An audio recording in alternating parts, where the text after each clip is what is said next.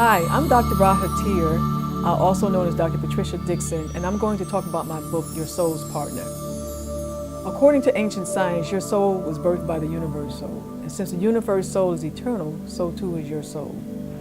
Now, your soul left the universe soul in order to experience. And after it experiences all there is to experience, the goal is for your soul to return to the universe soul. It's almost like returning home. Unfortunately, many of us get lost and we lose our way back home. So your soul's partner is someone to help you on the journey, essentially someone to help you get closer to your return home. Now, when the universe soul unfolded, it did so through thought and sound. Modern science has verified that all of existence is light and sound vibrating. So you are therefore light and sound vibrating in the world. So the goal is for you to increase your energetic vibration so that you're able to attract your soul's partner for this life. So the book, Your Soul's Partner, is based on 7 principles. Just like there are 7 states of physical reality, for example, there's solid, gas, liquid, super etheric, atomic, subatomic. There are also 7 states or worlds, dimensions, realms, or planes. These 7 worlds correspond with our 7 bodies, or 4 bodies, or 7 aspects of ourselves. So there's the physical body, which is our earth self. There's also the emotional self, or the world of desire and force.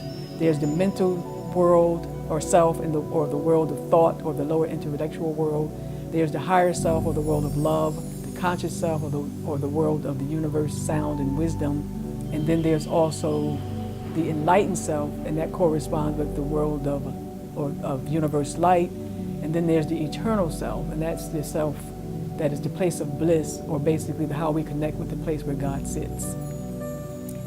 And then there's the 7 aspects of the self that correspond with the 7 energetic centers, which is where we receive vital force.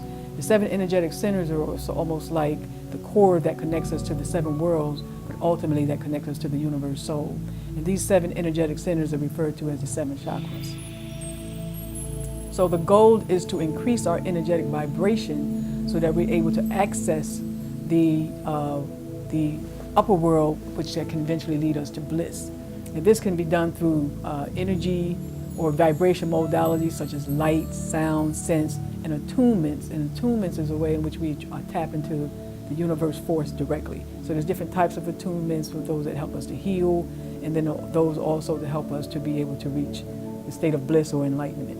And then you also have meditation. So when you're meditating using these different energy vibrations, they also can help you to heal and also help you ascend or help you get on your path to enlightenment and to ultimately reach that place of bliss. But what happens is many of us get stuck in the worlds of the physical, emotional, thought world, so we get stuck to our lower aspects of ourselves. And essentially what that means is that we get stuck in love wounds, which when we get caught up and get stuck with love wounds, that blocks our ability to be able to access the upper aspects of ourselves and ultimately the upper worlds. This blocks our access to that aspect of the self that allows us to connect with our heart, with the heart of the universe, or the heartbeat of the universe, which is really makes it difficult for us to be able to connect with universal love or God's heart.